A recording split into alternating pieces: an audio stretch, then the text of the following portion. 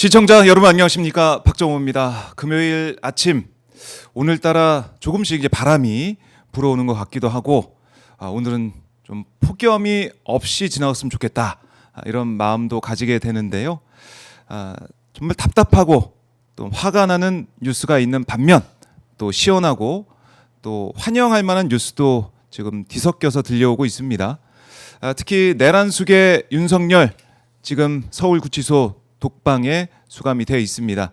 3평이 좀 넘는 그런 독방에 수감돼서 지금 뭐 아침, 점심, 저녁 구치소에서 밥을 먹으면서 수감 생활을 하고 있는데요. 오늘 예정되어 있는 내란 특검 조사 받으러 출석할지 이것도 주목이 되고, 또 이번에 영장 심사 과정에서 지금 주변 사람들 다 떠나고 있다, 변호사 구인난까지 얘기했다는 뉴스도 저희가 보고 있습니다. 자, 윤석열의 오늘 출석 현장 출석하게 될지 저희가 주목을 또 해보겠고요. 그리고 이제 김건희를 향한 특검의 수사도 박차를 가하고 있습니다. 이 특검 수사 쟁점도 오마이TV 박정호의 스팟에서 하나하나 짚어드리겠습니다. 자, 금요일 아침입니다. 여러분들이 또 응원하시는 분이죠. 신용환 교수 함께합니다. 안녕하십니까? 네, 안녕하세요. 반갑습니다. 네, 반갑습니다. 자, 이렇게 박수로 또 우리가 더위를 좀 날려버리고 힘을 냈으면 좋겠습니다. 자, 윤석열 이제 서울구치소에 4개월 만에 들어가서 재구속이 돼서 3평 남짓 독방에 수용이 됐습니다. 서울은 이제 나흘째 폭염 경보도 이어졌고, 어제 내란 재판은 불출석 했더라고요, 윤석열이. 그래서 지겸 판사도 좀 어리둥절했다라는 반응이 나오고 있는데 독방에서 나오지 않고 있다. 사실은 뭐 이제 변호인 접견을 하면서 에어컨 나오는 접견실에 있기도 했겠지만 지금 독방에 있는 윤석열 좀 어떨까요? 심리적으로 어떻다고 건강 보세요? 상태라고 이제 사유서를 냈다는 거잖아요. 네, 어제 재판에 전날 안 나오면서 2시 반 정도까지는 에어컨이 있는 대기실. 그 다음부터는 이제 선풍기만 있는 3.5평 정도 되는 방. 언론 기사에 보시면 이렇게 나와 있습니다. 복도를 지나치다 살갗만 마주쳐도 살인의 충동이 일어난다. 그렇게 더워서. 이제 그러니 당연히 이 건강이 안 좋겠죠. 뭐 제가 비유적으로 말하는 거지만. 그러면서 변호인은 또 이제 2차례 접견을 하고 지금 심리 상태는 굉장히 복잡할 텐데 우선 여기서 이제 우리가 생각해 볼 수 있는 게 이 전반을 보면서 아주 잘 대자비가 되는 소설이 있습니다. 어떤 거요? 세르반테스 1601년에 지은 돈키호테. 1601년이면 우리 조선 시대는 선조 임금입니다. 그 시절에 나온 게 이제 돈키호테죠. 돈키호테. 자, 돈키호테. 예? 돈키호테 라만차 지역에 사는 돈키호테가 그 풍차를 거대한 거인으로 주적으로 설정해 놓고 그 밑에 양떼들을 이제 적군으로 보고 이제 막 돌진하고 하잖아요.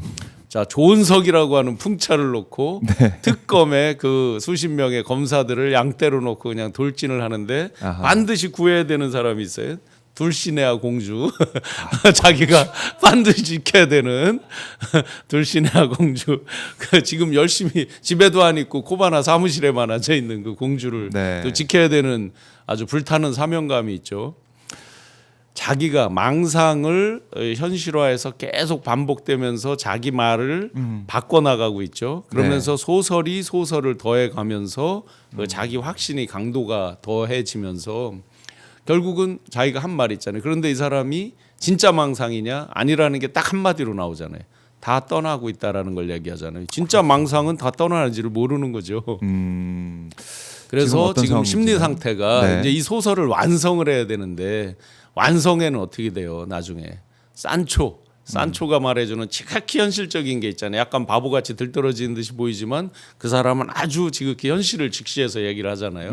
그 산초가 말하는 대로 현실대로 올 거다. 그 산초 그 주변에서 있는 사람들이 있겠죠. 이제 강의구나 김성훈 같은 사람들이 허황된 얘기에 동조를 하다가 이제 산초처럼 돌아오게 되는 거죠. 점점점. 심지어 여인형도 악어의 눈물을 흘리면서 돌아오는 거고 김용현도 그럴 날이 멀지 않겠죠.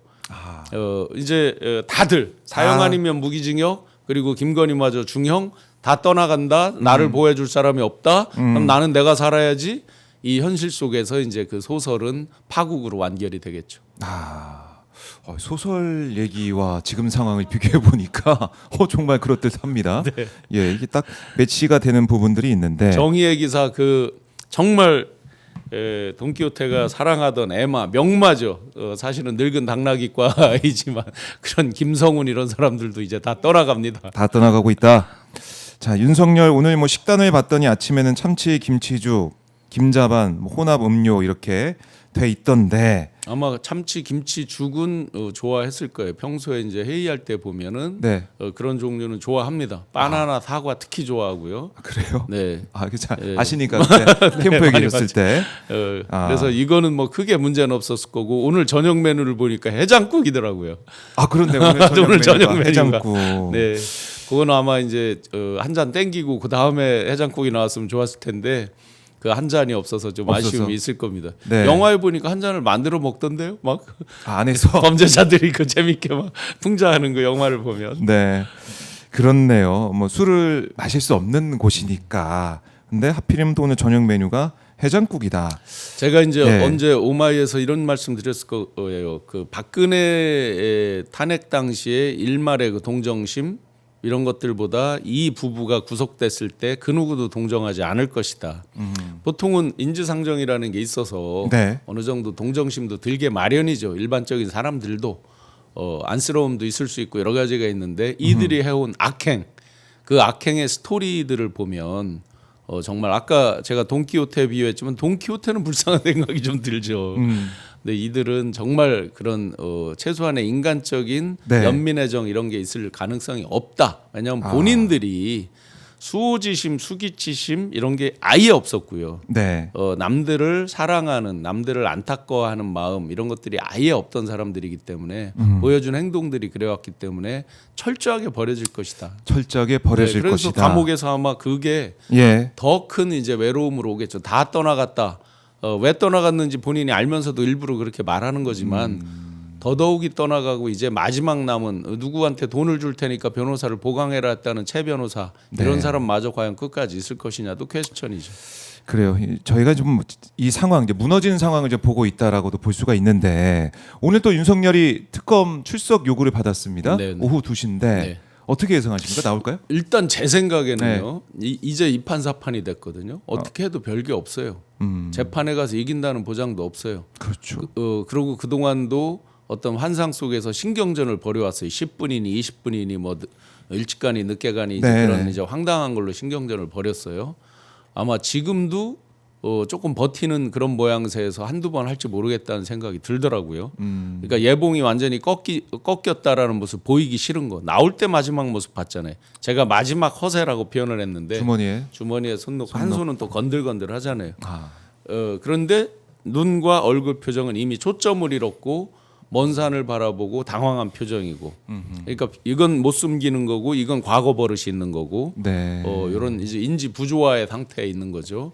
그래서 오늘 같은 경우는 한 번쯤은 속된 표현으로 개겨보는 그런 퍼포먼스가 나올 수도 있겠다라는 생각은 듭니다. 그런다고 이제 조은석 특검이 가만히 있을 사람이 아니고 이거는 뭐 아프다 뭐 예. 했다 뭐 뭘로 봐줄 수 있는 건이 아닙니다. 그래서 뭐 강제 구인 가능성까지 뭐 얘기가 나오고 있는데 오늘 오후 2시를 주목해 보도록 하겠습니다. 그리고 뭐 실제로 사실은 윤석열 그때 체포영장 집행하고 이럴 때는 국민의힘 의원들 그때 뭐 45명 막 이렇게 가가지고 쭉 서 있고 그랬잖아요. 한남 산성을 쌓았던 한남 산성을. 사람들 있죠. 지금 원내 대표 겸 비대위원장 마찬가지고 예. 대부분 목소리 컸던 드럼통 빠루 뭐 나경원 의원 필두로 글램핑 농성. 예, 다 거기 서 있었죠. 근데 이번에는 안 보이더라고요 국민의힘 의원들이. 지금은 각자 도생 정도가 아니고 예. 일단은 그 왜 우리 뭐 1도 뭐 있잖아요. 1도 200 뭐 3 뭐 하잖아요. 일단 1도가 그 첫 번째로 토껴거든요. 도망가 그거거든요. 서로 도망가고 있는 거죠.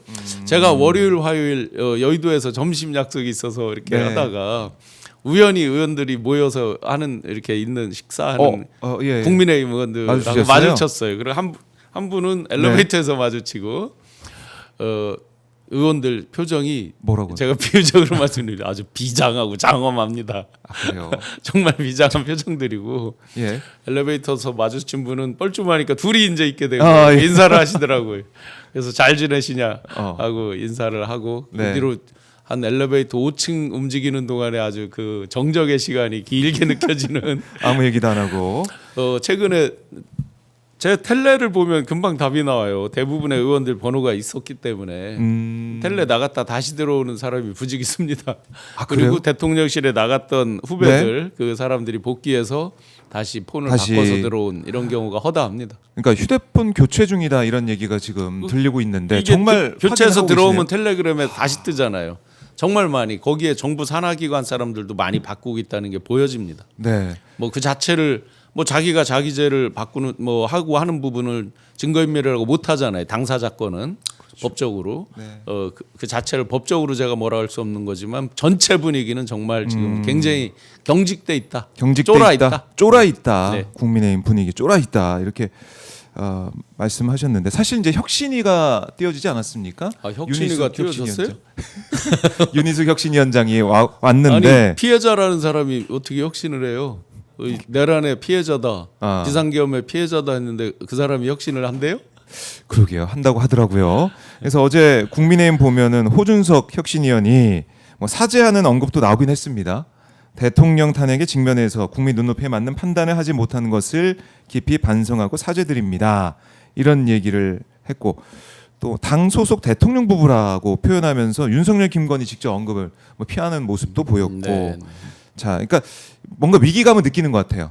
뭐 여론조사 추이를 보더라도 어제 MBS 조사 결과 봤더니 국민의힘 지지율 19%. 그래서 일각에서 이제 정당 해산 심판 청구를 해야 된다 수도 없이 얘기 나오잖아요. 그 확률은 뭐 한 5대 5쯤 된다 이렇게 보고 법적 확률은 100%인데 네. 정무적인 것까지 했을 때 이제 한 5대 5로 보고 하는 건데 이렇게 가다가는 정당 해산 심판 청구할 필요도 없을 것 같아요. 지금 이 떨어지는 추세를 보면 지금은 19까지 내려가 있잖아요. 네. 그 그래프 추이를 보면은 저렇게 가다는 이제 10%대 밑으로 예. 갈 수도 있겠다. 물론 이제 지금은 초기에 워낙 이재명 대통령께서 잘 하고 여러 가지 드라이브를 하다 보니까 이제 상대적 반사적인 것도 있는 거지만 그런 정도로 이제 냉소적으로 국민들이 보고 있는 거죠. 특히나 여기서 이제 그들의 아주 본산이라고 했던 TK에서 지금 거의 비슷하게 붙었잖아요. 정당 지지율이 예, 그렇게 보면 본산마저도 자기들의 본진마저도 지금 허물어지고 있다. 그렇다고 하면 여기서 혁신이라는 거를 자기들 그런 내부 인력으로 혁신이 과연 되는 거냐. 지금 이런 사과라고 얘기했잖아요. 네. 근데 이분이 사과했는지 아무도 기억 못할 거예요. 지금 저희가 언급하지 않으면. 그럴 수 있겠네요. 그런 상황이에요. 그러면 누군가가 강력히 반향이 있을 정도의 사람이 살껍질 벗기는 얘기를 해야 되는 거잖아요.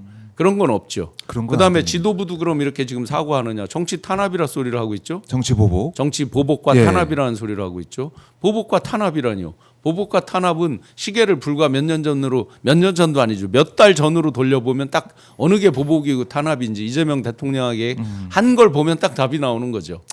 지금 정의를 이제 비정상을 정상화로 네. 가는 길일 뿐인 거죠.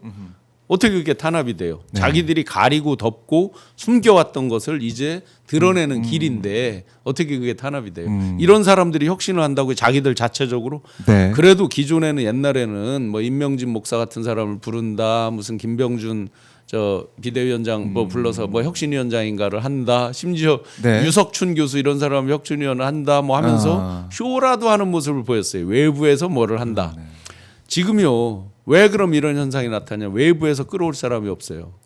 그렇네요. 다 거절을 하죠. 내란 관련돼서 수사받는 사람도 있고 하는 그런 앞으로 시나리오가 펼쳐질 텐데. 첫째로 끌어올 사람도 없다. 네. 두 번째로요. 누구를 끌어왔을 때 자기들이 진짜 스스로 공중분해된다는 두려움도 있는 거예요. 정상적인 사람이 가서 혁신한다 그러면 하면 어떻게 돼요, 이 당이? 그렇네. 거의 인적 청산을 비롯해서 그렇죠. 공정분해 수준 근처로 가게 되는 거죠. 그 자체도 두렵고 싫은 거고요. 여전히 주도권은 누가 갖고 있어요? 이제까지 혁신위가 성공한 거 단 한 번도 없었죠. 인요한 혁신이 최재형 혁신이 다 실패했죠. 이제까지 예. 그 전으로 거슬러 그 가도 전도. 왜냐하면 실권 자체가 비대위에 있거나 당 대표한테 있었기 때문에 그걸 그대로 두고 혁신위를 한다. 그렇네요. 안 나오는 거죠. 이제 그러면 안철수 의원이 정신 차렸나요? 그래서 빨리 잽싸게 빛의 속도로 불과 자기 혁신위원 임명된다는 거 며칠 되지도 않아서 바로 사표냈죠. 예. 이제 좀 정치인으로 진짜 이제 거듭나나요? 그러니까 혁신이 제대로 되지 않은 그런 상황을 국민의힘이 특히 이제 국민에 남아 있는 이른바 이제 헤게모니를 쥐고 있는 쪽에서는 혁신 뭐 이거 그냥 하는 척만 하지 이런 분위기가 읽혀지다 보니까 안철수마저 이거 못해 이렇게 나와버린 상황. 윤희숙 그 혁신위원장의 그 일성을 보고 경악을 금치 못했어요. 왜요? 비상계엄의 그 피해자다. 우리 당도 피해자다. 단 한 명도 비상계엄을 알지 못했다. 아니 당신이 지금 수사했어요? 당신이 특검이에요? 지금 전화 받은 분들 두 사람 일단 오픈돼 있죠. 나경원, 추경호. 그렇죠. 40초와 저희가 지난 시간에 농담했지만 2분 몇 초, 2분 40초와 40초가 있었을 거예요. 2분 40초 저희 둘이 대화한 거 이거 풀어보면 A4로 최소한 20장 가까이 갑니다. 보나마나 그렇게 갑니다. 예. 과연 어떤 얘기를 어떤 했을까? 얘기를 진짜 했을까? 나경원 의원 주장대로 못 알려줘서 미안하다. 제가 100% 장담컨대요. 네. 그런 말을 윤석열이 했다고요? 나경원 의원 완벽히 거짓말이라고 저는 100% 확신합니다. 그래요? 왜? 제가 턱 밑에서 본 모습에서 그 긴박한 순간에 윤이 여유롭고 한가롭게 내가 미리 나 의원한테 얘기 못해서 미안해를 했다고요? 손바닥으로 하늘을 가리는 짓이죠.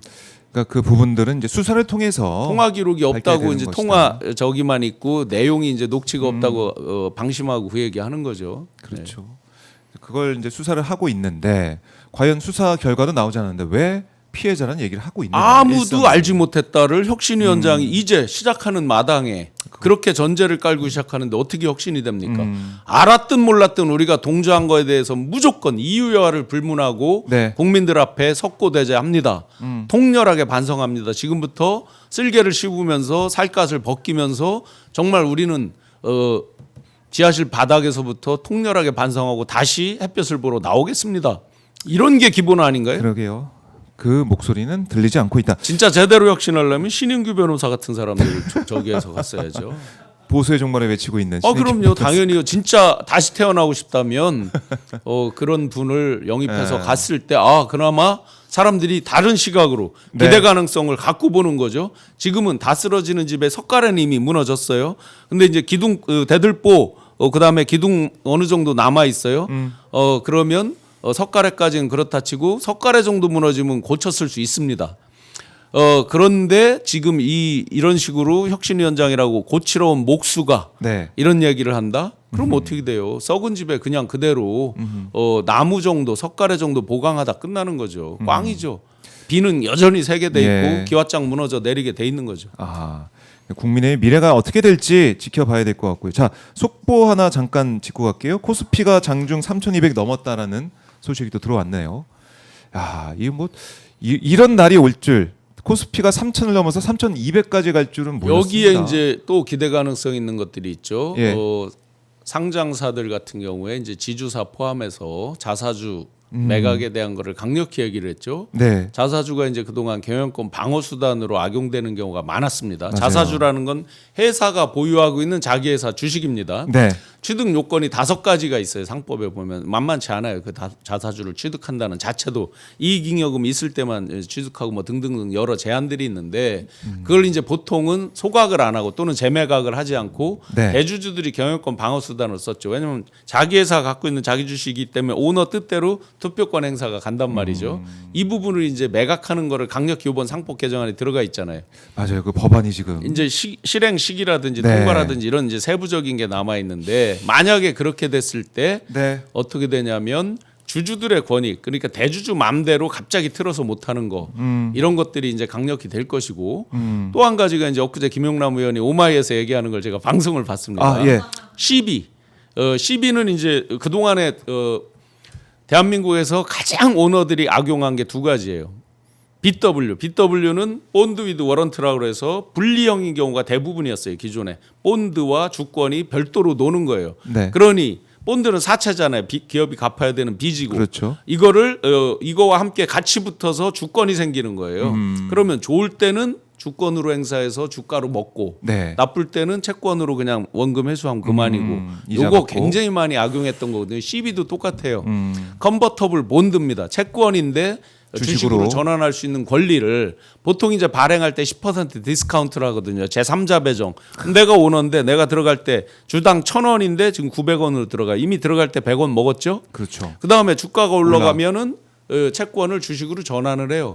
그러면 900원에 들어갔는데 주가가 만약에 3,000원이에요. 야, 몇 배야? 그때 딱 전환해서 파는 거예요. 전환사채 이 부분. 이걸로 굉장히 많이 악용을 해왔단 말이죠. 지금 이 삼부토건인이 그렇죠. 주식 선수들 거를 볼 때 뭘 봐야 되냐면 CB가 들어온 시점부터의 그 주가를 항상 봐야 되는 거죠. 맞아요. 그래서 사실은 주가 조작의 이익 규모가 훨씬 크다는 걸 이미 알고 있습니다. 제가 네. 대략 그래프로 추산해 본 거상으로는 그 단기 5배 올라갔을 때 계산해 보면요. 실제 주포들이 버는 거는 2배 정도밖에 되지 않아요. 왜냐면 끌어당기는 비용이 있고 나중에 빠졌을 때 손실 보는 파트가 있단 말이죠. 네, 띄워야 그러면 되니까. 가차명을 봐야 됩니다. 거기에서. 그다음에 CB가 나왔을 때 네. 그 CB를 받은 사람들 이런 걸 봐야 되거든요. 요런 부분을 이제 이번 상법 개정을 통해서 투명성을 더 강화하는 거거든요. 그렇다고 보면 3,200에서 4,000 가는 것도 어차피 심리거든요. 그렇죠. 그다음에 선행지수에서 만약에 관세 협상 이런 것들이 네. 해피엔딩으로 끝날 수 있다 그러면 4,000 가는 거 순식간에 갈 수도 있는 거죠. 순식간에 갈 수도 있다. 자, 속보가 들어와서 잠깐 저희 말씀을 드렸습니다. 그리고 국민의힘 얘기 잠깐만 더 이어가면 친한계도 뭐 안심할 수 없다. 그러니까 친한계에서는 친한동훈계에서는 특검 수사 연관된 사람들 알아서 당을 나가 주든지 당에서 조치를 좀 해야 된다 이렇게 목소리를 높이고 있는데 지금 뭐 김건희와 가깝다는 서정욱 변호사가 어제 이 장르만 여의도 거기 나와서 뭐 어떤 말을 했냐면 한동훈계가 우리는 괜찮겠지 그게 아니다. 김건희 여사 그러니까 김건희 핸드폰 압수돼서 포렌식 되면 윤석열 총장 때 김건희와 한동훈 당시 뭐 차장 검사가 주고받은 카톡이 엄청나다는 거 다 알고 있지 않느냐. 그래서 그게 까지게 되면 결국 그게 공개가 되면 한동훈도 끝난다. 뭐 이런 얘기를 하고 있어요. 이거 어떻게 해석하십니까? 지금 국힘에서 자기들 각자 도생 지금 토끼는 것도 지금 바쁜데 핵폭탄 2개가 떨어졌어요. 네, 윤과 김이라고 하는 핵폭탄. 이제 보세요. 구속됐잖아요. 그렇죠. 자, 그럼 윤도 이제 2판 4판이에요. 다 떠난다고 지금 본인 입으로 얘기하고 있어요. 예. 이 자식들 다 내 덕을 봤는데 지금 다 떠나? 그래 봐. 어차피 내가 사형 아니면 무기징역이야. 네. 나중에 유일하게 기대해 볼 게 그들이 정권을 잡아서 자기를 사면복권 시켜주는 거 딱 한 가지 희망인데 만약에 지금 민주당에서 추진하는 그 네. 내란 범죄자 사면복권 하지 않는 법이 통과된다거나 이랬을 때는 어떻게 돼요? 모든 희망이 없는 거죠. 그렇죠. 2판 4판이죠. 김건희 남편이 이미 그렇게 됐고 본인도 굉장히 중형은 뭐 뻔히 예상되니까 변호사를 보강하겠죠. 뻔히 중형 같은 게 예상되니까 집을 자꾸 비우고 사무실 가 있죠. 우편물 받기 싫어요. 등기우편 안 받아요. 수치 거절이야. 그리고 사무실도 압수수색 들어오면 바로 건너에 경호처 방이 있거든요. 거기 또 도망가요. 영장에 적시하지 않은 거 압수수색 못 한다면서요. 계속 지금 판사들이 그렇게. 지금 기각시키고 있잖아요. 네. 그러니까 바로 앞에 딱 복도만 건너면 거기로 또 도망갈 수 있어요. 제가 농담하는 거지만 예, 다면적 포성이에요. 서정욱 변호사가 왜 집에 없고 사무실에 갔다는 얘기를 맥락도 없이 뜬금없게 얘기를 했을까? 다 이유가 있는 겁니다. 경고입니다. 국민의힘에 대해 주는 경고입니다. 니들 알았어. 다 배신 때려? 그래 맘대로 해봐. 한동훈계 경고. 좋아 맘대로 해. 비번이 없어서 못 갔어? 그럼 내가 깎게. 아하. 2판 4판이야. 뭐냐면 그동안 한동훈 계측에서는 이래 생각했겠죠. 까면 다 죽는다. 예. 나만 죽어 당신들도 죽어. 그 내용에 오간 내용 보면. 그런데 항상 게임은 뭐예요? 잃을 거 많은 사람이 집니다. 잃을 게 지금 이제 없어지고 있어요. 이들이 없어지는. 카드가. 그동안 뭐 재산을 은닉했다 뭐 했다. 여기서 뭐 아무리 많이 은닉해놓은 뭐예요? 자기는 사용 아닌 무기징역으로 있으면 부기영화를 누릴 수가 없는데 그렇죠. 그렇다고 보면 이제 진짜 핵폭탄 주의보가 떨어졌다. 그래서 완벽히 진퇴양난이 됐죠. 이러지도 저러지도 본인은 도망가고 싶은데 계속 발목은 잡혀 있어요. 윤과 김한테 잡혀 있어요. 제가 농담 드렸잖아요. 제가 공개했던 가로수길 예화랑 건 네.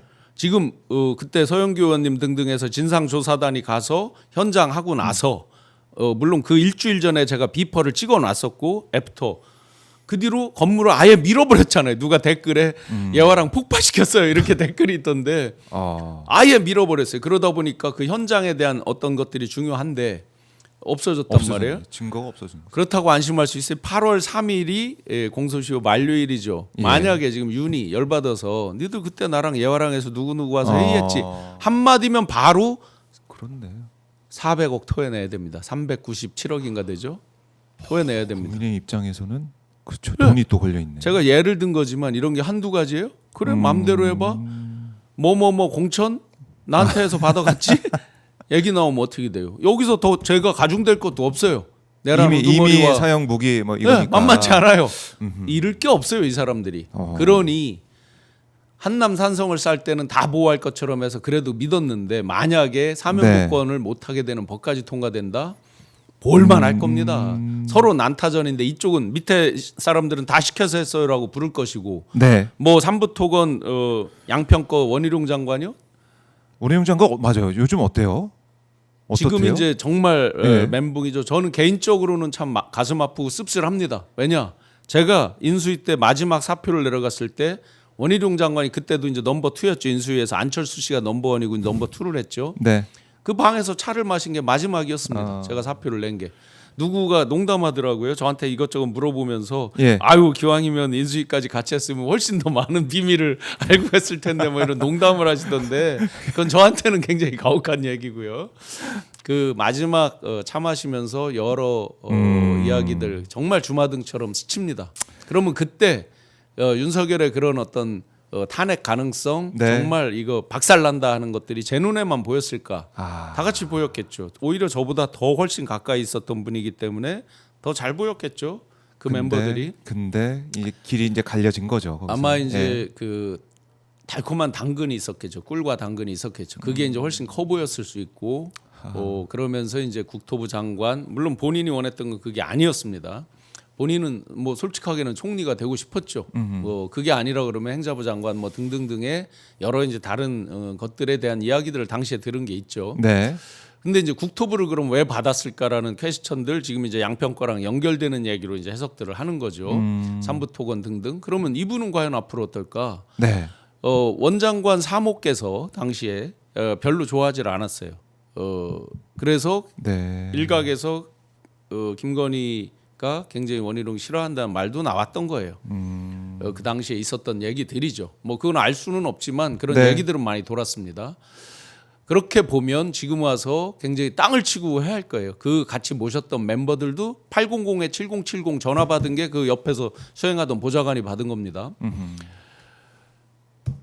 땅을 치고 정말 후회할 거다. 그러면 원장관 속성상 제가 가까이서 본 원장관 속성상 이거는 진실대로 말할 수밖에 없다. 자기를 보호하기 위해서 거짓말을 하는 게 일부 있을 수는 있겠죠. 그건 누구나 본능적으로 거짓말을 할 수 있겠죠. 그렇죠. 그런데 그것도 한계가 있을 거다. 아마 조사 받게 되면은 받게 되면 그리 진실을 긴 시간 얘기할 가지 않아서 가능성이 크다. 분다. 그런데 부는 거에 그 정점은 뭐겠어요?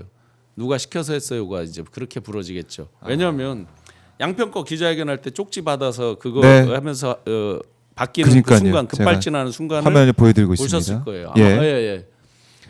저런 게 이제 제가 저 때 들은 에피소드가 있거든요. 새벽에 그때 저 때 대통령이 저 유럽 순방 중이었어요. 시차가 한 8시간 가까이 있으니까 새벽 2시쯤에 전화를 했다고 들었고 그때 이제 나왔던 얘기는 알아서 잘 처리해라. 즉 이제 잡음 없이 잘 뭐 마무리해라 이런 이유였겠죠. 그렇게 처음엔 각도를 잡았던 것 같은데 네. 어떤 메모 이런 게 들어오고 하면서 이제 전면적으로 이제 백지화해라 뭐 부인해라 이렇게 됐나 봐요. 그러면서 거기서 이제 급발진도 일어나고 이런 과정들에 대해 본인은 가장 잘 알 거 아니에요. 뭐 저희는 썰로 든 거지만 당시에 그렇다고 보면 분다. 아마 원장관이 불기 시작하면 걷잡을 수 없이 무너질 거다. 예, 분다 100%. 예. 뭐 한덕수도 그렇고 이제 다들 이건 뭐 다들 들고 있는 사람이 건 누가 뭐 상황이니까. 누가 누구에게 배신 때리고 말고의 문제가 아니라 윤이 자초한 거예요. 윤이 헌재에서 마지막 그걸 읽을 때 제가 리바이어던 얘기를 했지 이 자리에서 만인에 대한 투쟁 얘기를 했습니다. 그거를 선동을 했습니다. 지금이 딱 그 영국이 자기가 부메랑으로 돌아온 거예요. 누가 적이고 누가 아군이 없어요. 각자 도생만이 남아 있어요. 살기 위해서는 다 본인한테 엎어 씌는 것만 남아 있습니다. 네, 그래요. 원희룡 전 장관에 대한 수사 조사도 저희가 계속해서 팔로우하도록 하고요. 자, 집사 게이트 얘기가 계속 이제 나오고 있고, 물론 이제 특검이 압수수색 영장 신청했지만은 그게 뭐 사실은 발부가 되지 않았습니다. 이 수사가 제대로 되는 것이냐, 이거 법원은 왜 이러냐 이런 얘기도 좀 나오고 있는데 내용이 뭐 잘못돼서 기각된 건 아니더라고요. 그래서 정말 물론 법원의 그 처사에 대해서 정말 저도 화가 납니다. 네, 약간씩의 오류가 있을 수 있죠. 왜냐하면 시간이 한정돼 있고 급하게 가야만 하는 절체절명의 상황들은 온 국민이 알고 있습니다. 예, 그러면 법원에서도 어느 정도 그게 불법이라거나 어떤 법의 적용을 달리 완전히 뒤집는 게 아니라 그러면 보완 이런 것들을 명해서 할 수 있는 거잖아요. 근데 이제 리젝트를 시켜버리니까 특검도 그러니까요. 주춤해서 얘기할 때 예. 다른 각도에 뭐가 있는지 솔루션이 있는지 등등을 고민해보겠다는 식으로 이게 바뀌어버리잖아요. 그럼 국민적 열망과는 이건 많이 배치된다. 그러니까 사실 압수수색 영장 발부를 보면 90%대로 제가 지금 알고 있는데. 그래서 보완을 할 수도 있는데 지금 리젝트를 했다는 거잖아요. 더군다나 해외로 도피해 있는 김혜성. 예, 물론 본인은 도피가 아니라고 말을 했지만 그 여기서도 도피 이제 의혹. 예. 지금 베트남에 가 있잖아요. 제가 겸공에서 이런 얘기를 했었죠. 가장 최근에 이제 저한테 왔던 제보가 네. 그래서 이런 게 관련이 있는 건가라고 의구심이 연결이 될 정도로 본인은 지금 최은순 씨랑 해서 법정 답변한 걸로 끊어졌다 이렇게 주장을 하는 것이고 그건 본인의 주장이고 최근에 이제 베트남의 호이안이라는 지역에서 네. 고급 리조트를 한국 자본이 샀다. 그래서 그거에 대해서 추적을 해달라 이렇게 이제 제보가 와 있단 말이에요. 그러면서 그 자금의 원천은 누구누구일 것이다라고 그쪽 현지 교민 측에서 제보가 와 있단 말이죠. 물론 그건 추정이니까 아직 네. 확인을 못 해본 거니까. 그러면 제가 뉴스 보고 놀랐던 이 사람은 왜 베트남에 가 있을까 이런 하필이면 그냥 퀘스천, 그냥 퀘스천. 그리고 SBS 뭐 단독 보도 이런 걸 보면은 김 씨의 출국 시점이 윤석열 탄핵 선고 2주 뒤쯤이었다. 네. 이렇게 좀 나오고 있고 출국하기 전에 이렇게 얘기했다는 거예요. 정권이 바뀌고 특검이 출범하면 한국에서 살 수 없다.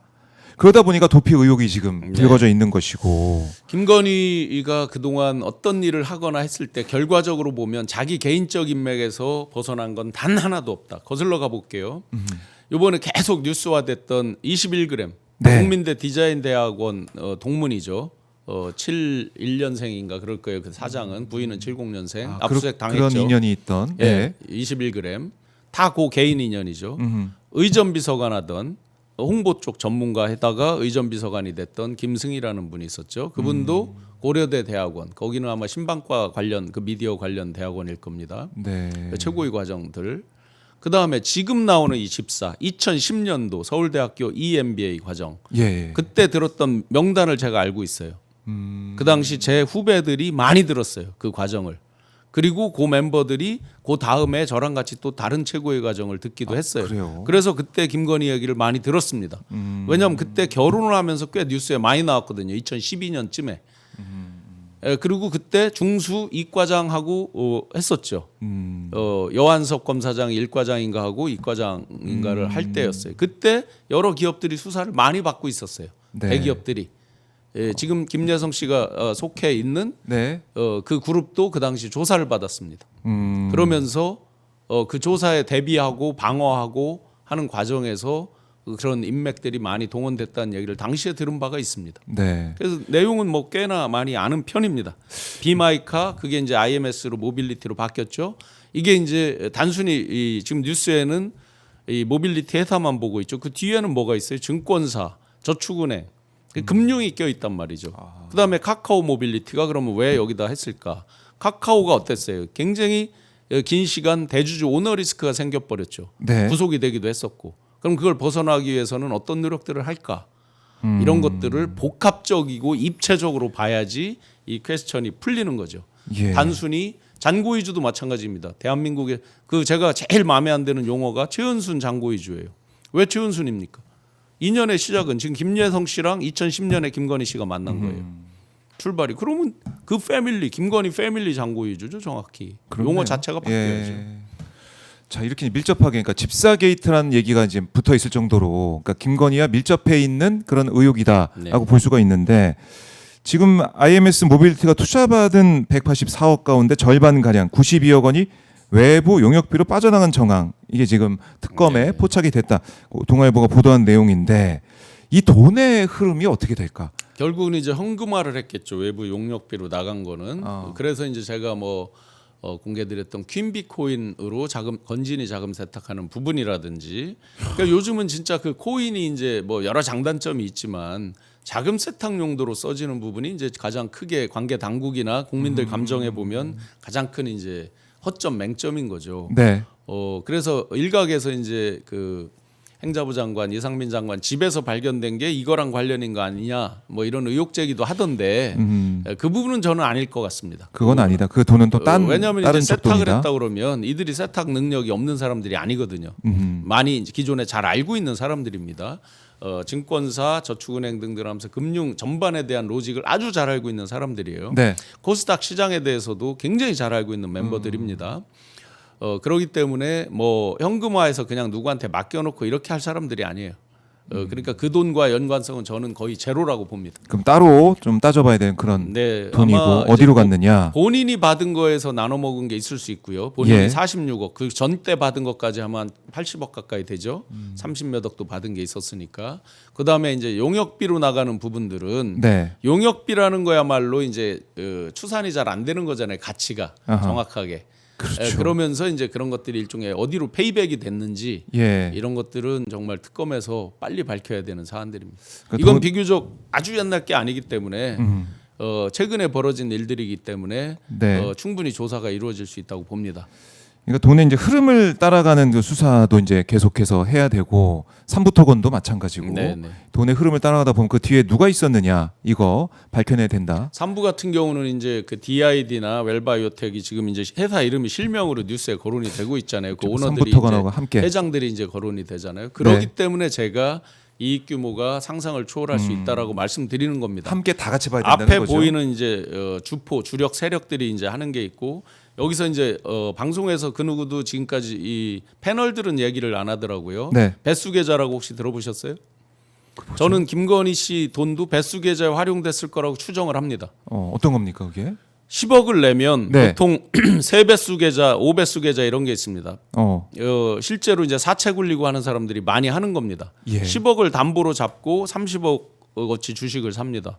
그러면서 예를 들어서 10억 자기가 이제 빌려주는 원금 네. 이 부분에 담보 비율을 딱 설정해 놓고 얼마까지 주가가 떨어지면 전체를 시장에서 이제 팬다 그러죠. 시장에서 판다. 해서 자기는 손실이 나면 안 되잖아요. 돈을 빌려주는 측은. 네. 10억이면 30억어치 주식을 살 수 있는 거예요. 배수 계좌를 통해서 옛날에 많이 했습니다. 제도적으로도 있었습니다. 그런데 그 제도는 제 기억에 작년 초부터인가 공적인 기관에서는 못하게 돼 있었을 거예요. 그래서 실제 얼마를 김건희 씨가 빌려줬다 했을 때 그만큼만 주식을 사는 걸로 생각하면 큰 오산입니다. 훨씬 더 많은 액수의 주식을 사는 거예요. 선수들은. 그걸로 굴리는 겁니다. 그 어떤 기술과 뭐 어떤 전략이 동원된지 모르겠지만 증권사 친구한테 배수 계좌라고 배수 물어보시면 금방 아실 겁니다. 이 선수들은 다 알고 있습니다. 그래서 이제 차명으로 돌아가잖아요. 배수 계좌가. 그러니까 이익 규모를 가늠하기 어렵다. 처음에 뭐 23억을 벌었다고 했나요? 그런데 그 골드만삭스 출신이 100억대가 훨씬 넘는 걸 얘기를 하죠. 녹취가 공개돼 있죠. 도이치모터스? 네네. 네. 도이치 같은 경우에. 도이치 같은 그게 경우에는 그렇게 되는 거죠. 아. 그때는 훨씬 더 허술했어요. 도이치 때는. 3부 지금은 규제도 강화돼 있지만 편법도 마찬가지입니다. 그래서 이 배수 계좌로 움직이는 그 규모는 관계 당국에서도 쉽게 추적하기가 어렵다. 참. 그래서 상상을 초월하는 이익 규모가 있을 수 있습니다. 그러니까 맨 처음에 이제 금감원에서 이복현 금감원장이 딱 들여다봤을 때는 이거 뭐 100억대다 뭐 이렇게 그 얘기를 금액을 했는데 그렇게 금감원장이 이야기할 때 제가 황당했습니다. 분명히 자기들은 계좌 추적권이 있습니다. 다 볼 수 있었는데 그 정도라고 100억대를 조작하기 위해서 이 정도의 국가와 어떤 개인의 이걸 권력을 막 혼용해서 한다고요? 택도 없는 얘기입니다. 아하.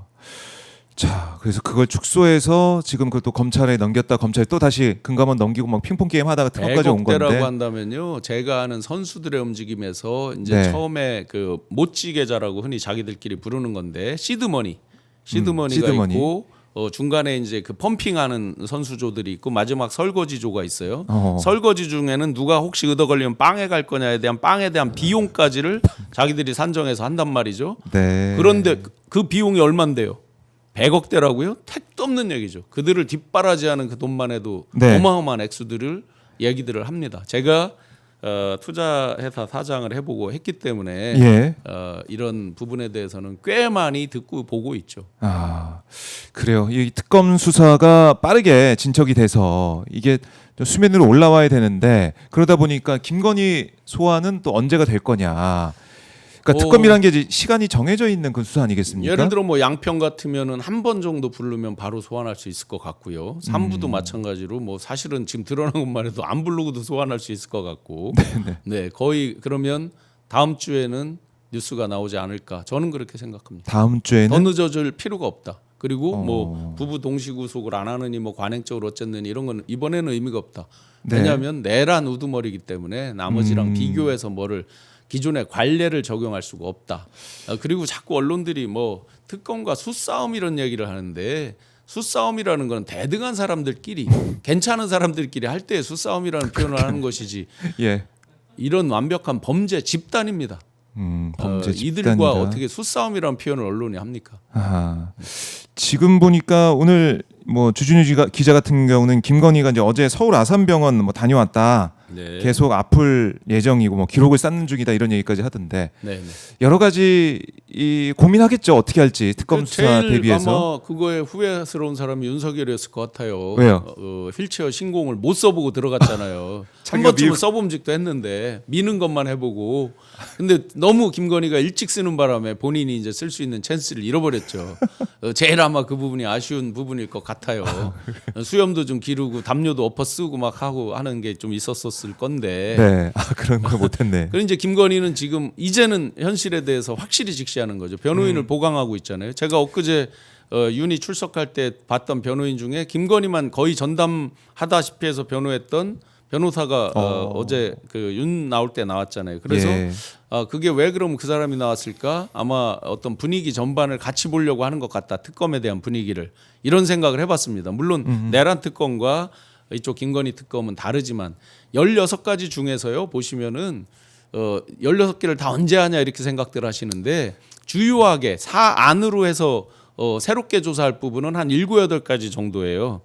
나머지는 뭐 수사방해 뭐 이런 부분 상대적으로 마이너한 부분이 쭉 달려 있습니다. 16가지 중에서 보면. 네. 그래서 충분히 시간상으로 할 수 있다. 특검이 지금의 의지와 결기면 못할 바는 없다. 다만 하면서 파생적으로 불고 나오는 일들이 굉장히 많죠. 그렇죠. 그동안 어느 정도 알았지만 쉬쉬했다든지 또는 네. 검찰에서 의도적으로 좀 덜 했다든지 이런 부분들 나오는 거에 또 시간이 많이 할애될 테니까 예. 그런 부분에 대한 아쉬움은 예를 들어 법을 개정해서 시간을 연장한다든지 일자를 연장한다든지 하는 이런 부분이 좀 보완이 필요할 겁니다. 그래요.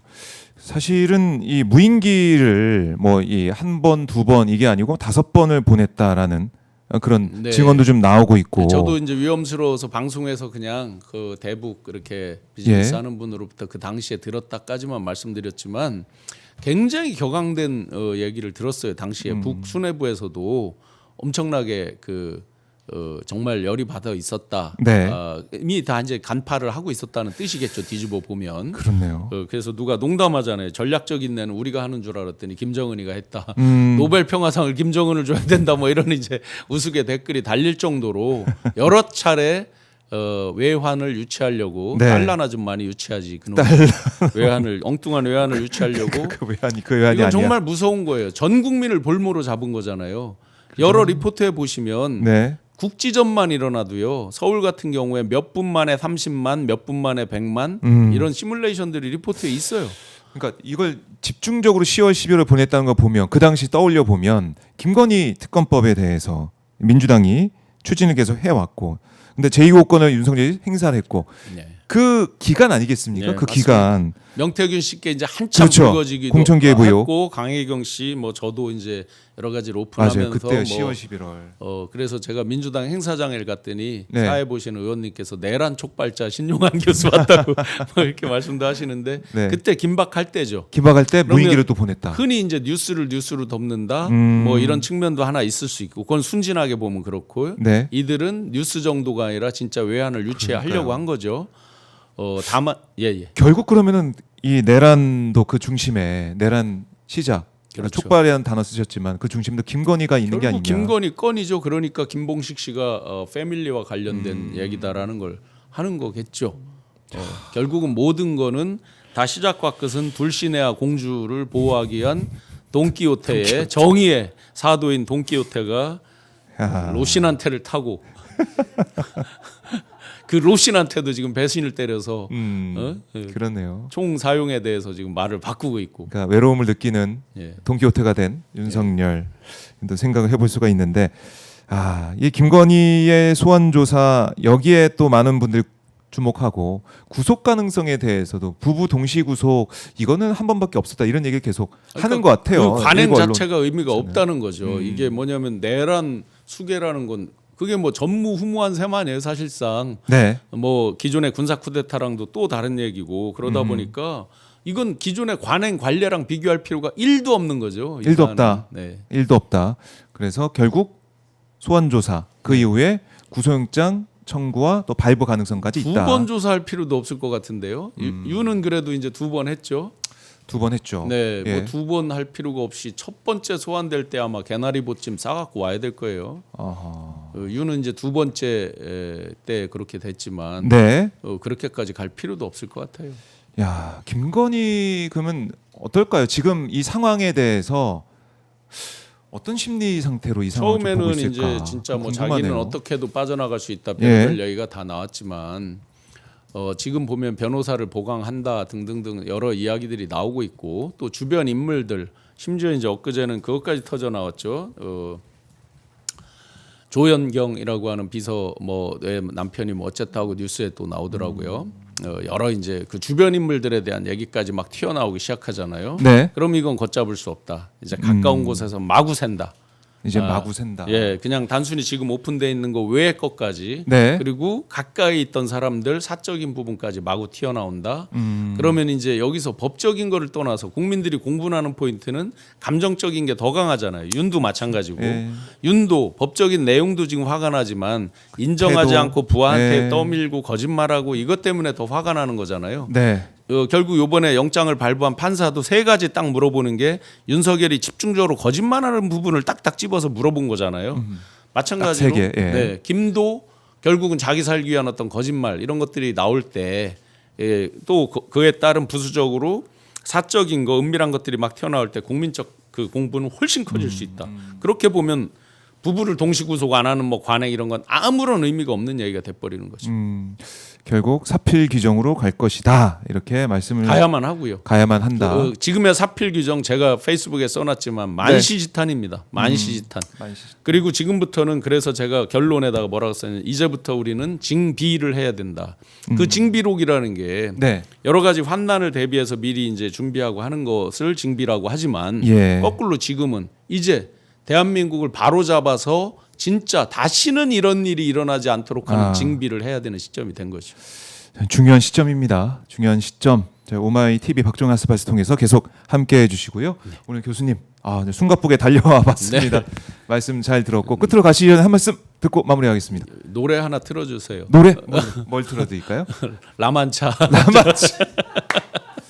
오늘 돈키호테 시작부터 끝까지 라만차로. 돈키호테로 쭉 가봤습니다. 네. 네, 교수님 고맙습니다. 무더위에 항상 건승하세요. 예, 고맙습니다. 건강을 챙기십시오. 고맙습니다.